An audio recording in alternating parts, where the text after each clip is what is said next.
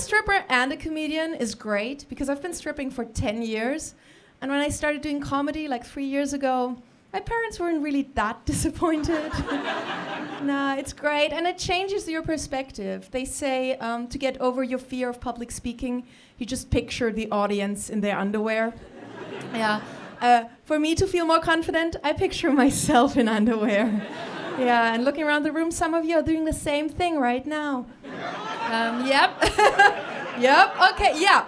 I get very different reactions from crowds when I tell them what I do for a living. Men usually start listening more intently, yeah. Because to be fair, most of them didn't know we could talk. And I do think even though they know this is a comedy show, they just don't lose hope, you know? They're like, maybe her jokes won't work that well. Maybe she's gonna get a bit desperate. Maybe I get to see a boob, even two. No, it costs more than a comedy ticket to see those, sorry. Yeah, and then women react in two different ways. Like half of the women are a bit skeptical. They're a bit like, okay, who's she, you know? And if they're here with their partner, they start aggressively holding his hand. I'm like, don't take him, don't steal my man. Don't worry, ladies. After 10 years in the business, I don't even like men anymore. Except, of course, for you guys. You're special. You're not all like all the other... Anyway. No, because, look, working in the strip club has given me trust issues. Because I learned that men will promise me just about anything if they're horny. You know, I've heard these big, unrealistic, empty promises over the years. Promises like, sure, I'm gonna come back from the ATM and pay you. I've been hurt so many times. Yeah, it makes dating hard for me because, yeah, I have trust issues. But here's what I realized. I think it's also hard for a lot of men to date me. Here's what I noticed. Some of my past partners have been like almost scared or at least a bit intimidated by me, especially when it came to sex. And I don't really know why. Like, is it the tail or the talons? No, I think it's because when they see me performing in my 8-inch stripper heels and my big power pussy persona, you know, it can be quite powerful. And I think they feel like they have to somehow match that energy in bed. Yeah, and that puts on so much pressure, right? So I just picture them like giving themselves a pep talk before they're about to sleep with me, like in the bathroom in front of the mirror. They're like, you got this. Show her who's the man.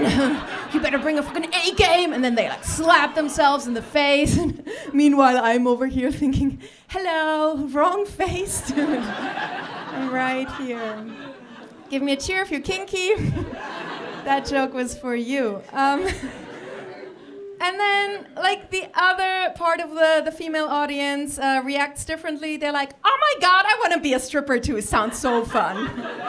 Yeah, cheer if you recognize yourself. No, I do love my job, and it is really fun. But it's not easy. Stripping sounds easy until you find yourself naked in a dimly lit room with a stranger, and you have to entertain them for an hour. Yeah, that's why I started telling them jokes. No, for real. I don't really know how my coworkers do it, but like I personally, I can only grind on a lap for so long till I go, knock, knock. What's there? It's your boner. There's nothing I can do about that, sorry. More jokes? And you know, it gets dull sometimes. You just like find yourself grinding away, looking down at their shoes, wondering, will he notice when I tie his shoelaces together? Like, about 10 years, still haven't done it. Very proud of myself. And stripping in Switzerland is an extra challenge because I think we asked this before, like, who here is Swiss? Give me a whoop. Yeah, there's very hesitant. Like, we love you guys. But it's very hard to get Swiss people to show emotions. It's very hard to get them to open up their wallets.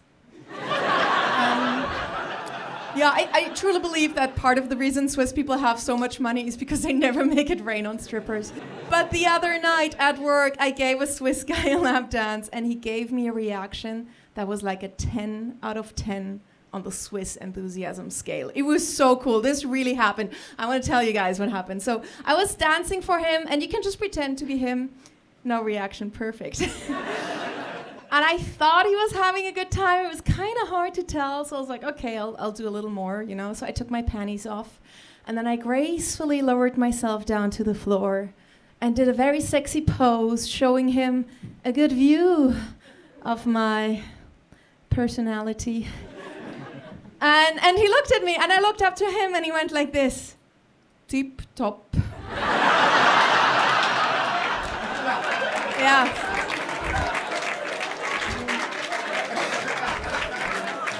This really happened. And you know, it feels so good. It feels so good to know you're making a difference in someone's life. Yeah. But it's not just the Swiss that can be a challenge. A different night, I had a client who was like very obnoxious. He was very full of himself, kept talking a lot. First, I thought he was on coke, but he was just American. And he got a lap dance with me, and he sat down. He was like, "Listen, honey, I've gotten all the lap dances before. You know, I've seen everything. But you know, go ahead, surprise me. I want to be surprised." I was like, "Okay."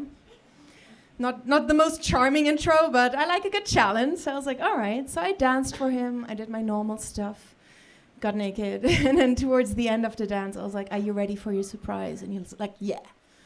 So I was like, okay, watch me. And I took my finger and I licked it.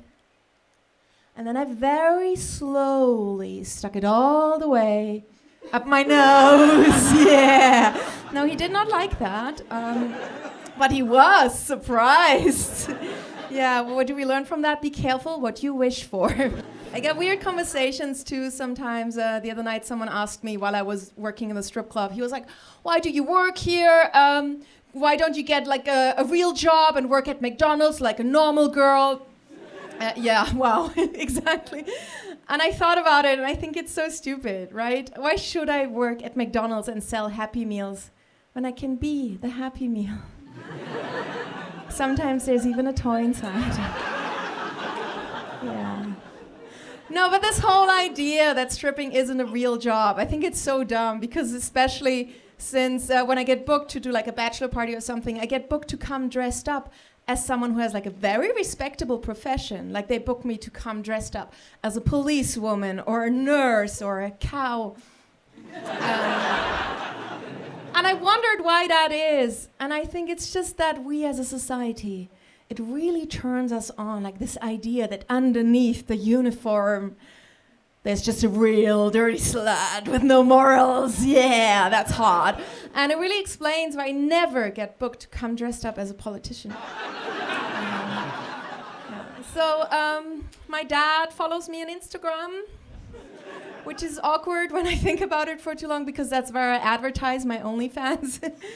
That's right, strippers can do home office too. And but like he's not very, like he knows his place. He's never like doing anything inappropriate. Like he never comments on my pictures saying, "Good job, honey, that thong looks great on you."